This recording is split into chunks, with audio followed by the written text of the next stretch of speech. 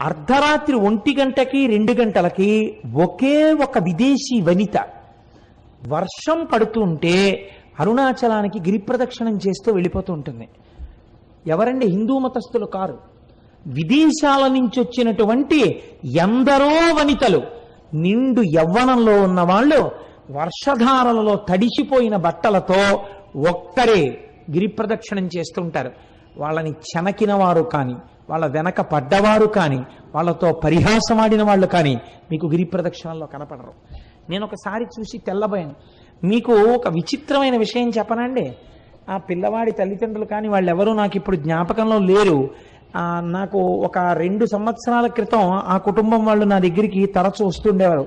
నేను ఉపన్యాసాలు కాకినాడలో చెప్తుంటుంటే ఇంజనీరింగ్ చదువుకుంటున్న పిల్లవాడు అతను, అప్పుడు 2nd ఇయర్ చదువుతుండేవాడు. నేను తరచూ చంద్రశేఖర పరమాచార్య స్వామి వారి గురించి చెప్తుంటే అతను